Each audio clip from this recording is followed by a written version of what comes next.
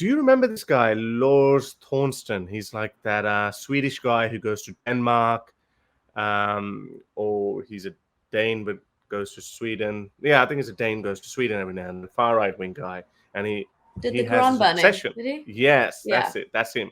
So he pulled another such stunt, and this time some angry Muslims rammed their car into his SUV and toppled it, rolled it over. So I'm going to show you this video. So have a look at this one. This is quite something. So here he is doing his business, burning the Quran, and Lars Thorson, leader of radical group, the Islamization of Norway, all of a sudden, so he burns it, and some people, notice this is black SUV.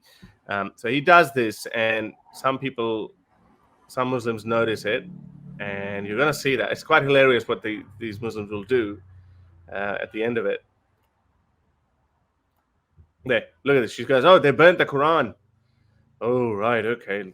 All hell breaks loose. But how this is quite funny. Look at it. Let's Oh, get them. look, she fell down. Oh my goodness! What? Look at this. She falls down. And she looks like a normal person. She doesn't have. Look. She's gone. Boom. Hey! There's such a rush. Snap. And there it is. She goes, yeah, let's follow them. So this gray Mercedes kind of hatchback, they follow him.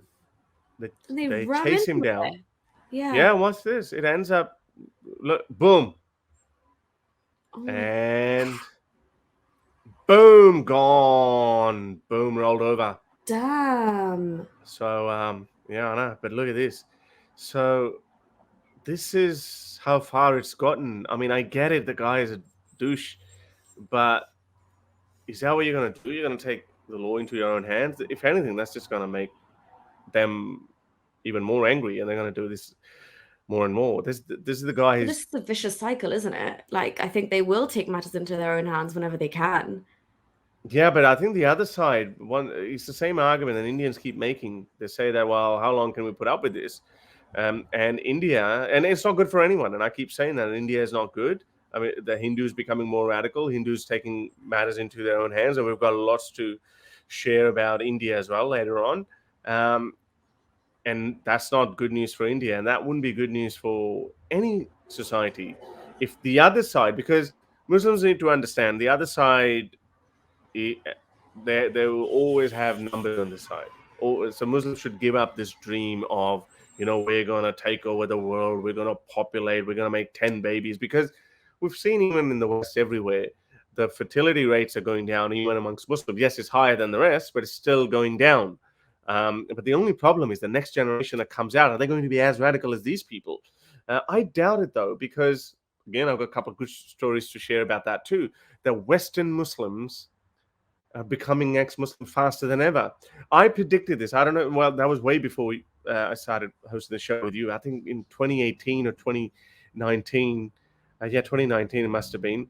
There was this news story, which was an old story, but I thought it was important that I had to talk about it. There was this Danish Pakistani, so she was half Pakistani, half Dane, and she became the first female imam of a mosque. First female imam. Let me show you guys in Denmark. Wow. There you go. Yeah, this lady, Shireen Khan. I think I had a very funny thumbnail. So anyway, she's a 44-year-old mother of 4. She became the first female imam, and there was some reaction to it. But, so anyway, my point was that these liberal Muslims, they're going to be the end of Islam themselves. Yeah. Female imams, they're breaking the boundaries, supporting LGBTQ. There's an LGBTQ mosque in London, and now there's another one in Germany. We're going to talk about it later. So not only, this is why I always said that I would never speak out against Masjid Nawaz or people who are reformers, that destroying Islam is a two-pronged strategy. The reformers are eating it from one side, and the atheists are eating it from the other side, and sooner or later we're going to meet, and it's all going to implode. It is actually imploding already, because the Muslim numbers, I know I said it once, but the only good Muslim is an ex-Muslim.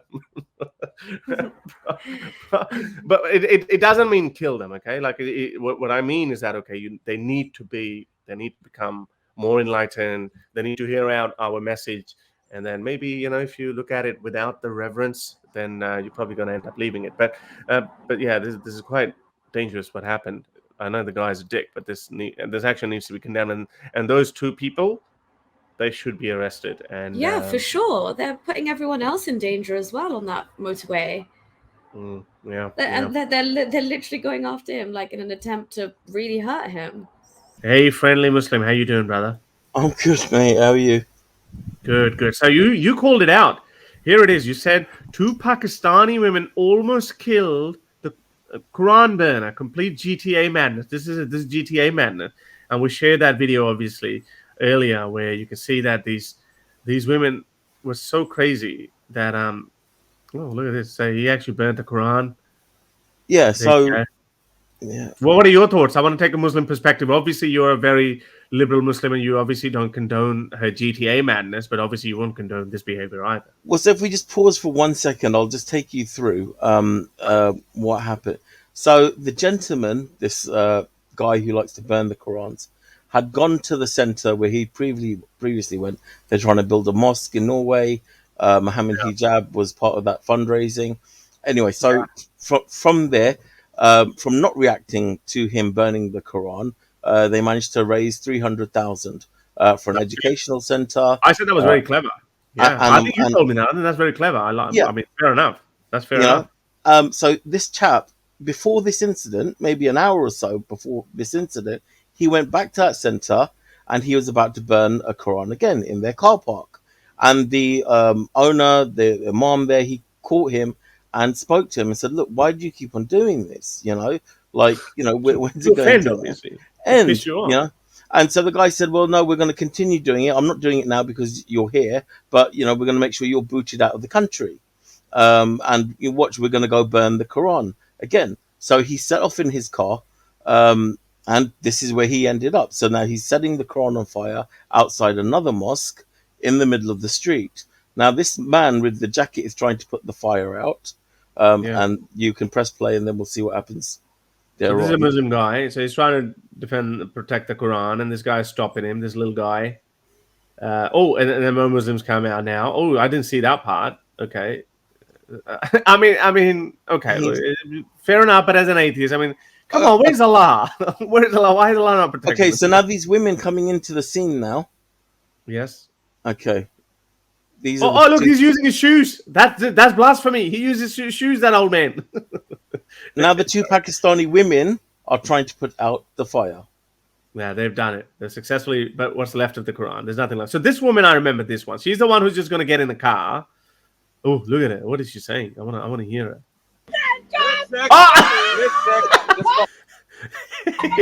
That's a typical pancho.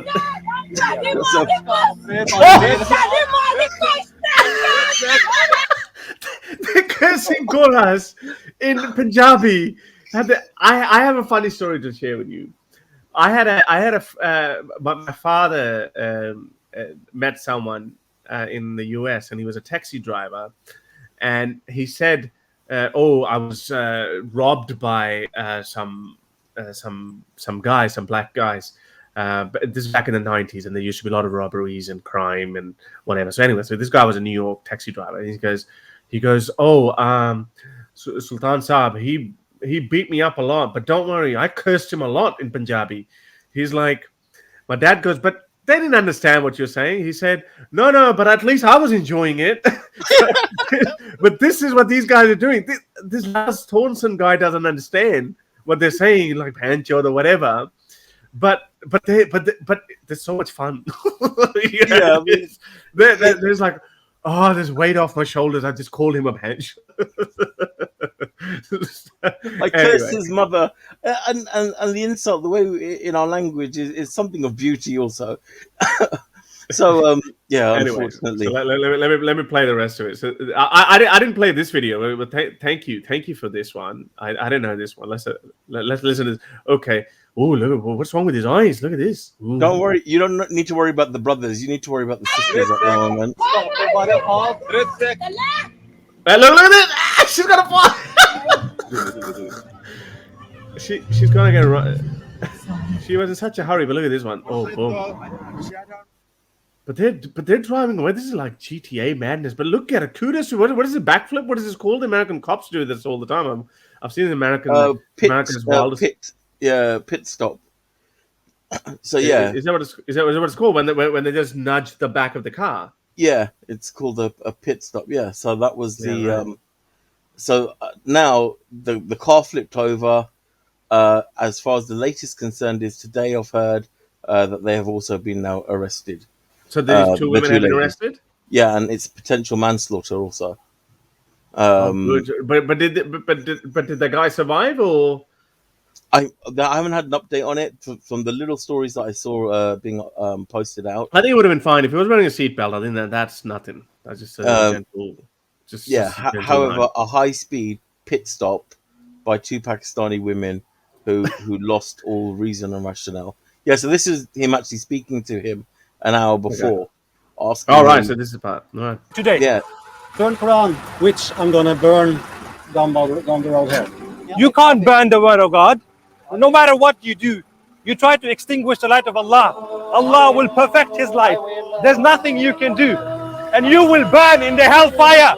You will burn in the Oh, hellfire. no, You that's a can't different burn the house. Quran.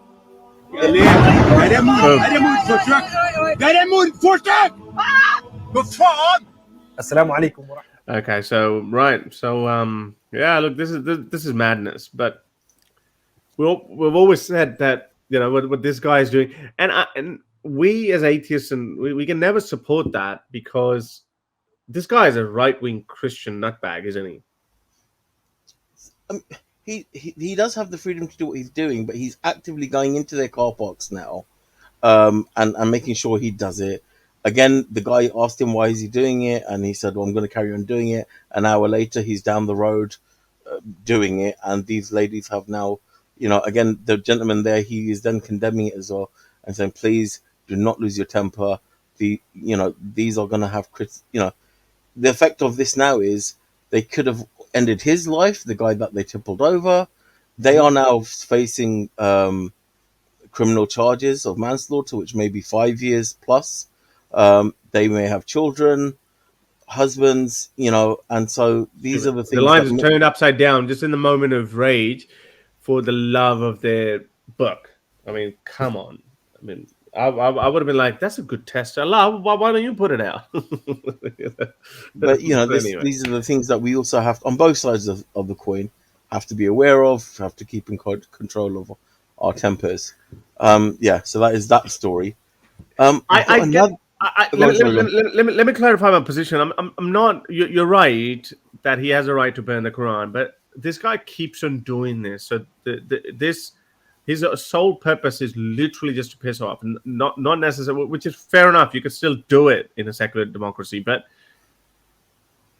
for example, this guy is saying, "I support Quran burning. Every single being on earth should burn a Quran." Along with Mein Kampf and maybe some Hindu scriptures as well, and any other book as well. Maybe the poster of Kalima as well, having a Sigi. So, but you could probably do it once just to make a statement that, look, no book is above religious law. But you're doing that over and over and over and over again. You're deliberately provoking them. So, Is there a limit? but again, though? you have a right to do it. Is there a limit? Yeah, but that says a lot about this guy as well. I'm just going to say that says a lot about the guy's character as well. But then the police are allowing him to happen and do it. I mean, But another they can't guy. stop him. But the police Yeah. can't stop him. It's just No. up to an individual to be sensible. And yeah. So we've got a change of position here because before I would be like, I hope you wouldn't do it, and again, I hope there would be that level of cordialness so that people could actually discuss their differences. But you're saying that there is potentially a limit as to provocation. Yeah. On what he's doing. Yeah, but it's actually very difficult to actually rationalize that he's not allowed to burn the Quran. Because if you can do it once, if we can make fun of Muhammad once and twice, well, people like me do it pretty much every day. But I haven't burned the Quran, though, for some reason. It's I think it's just stupid. Well, I don't know. Each their own. Okay, well, I can't condemn the guy, though. I've always said it. I can't condemn blasphemers. Not blasphemers. I can't condemn those who burn the Quran or make Nawabi style cartoons. I can't condemn them. but I can say that maybe there's a smarter way of doing things. That's what I can say. To help me produce more videos like these, support me on Patreon or PayPal.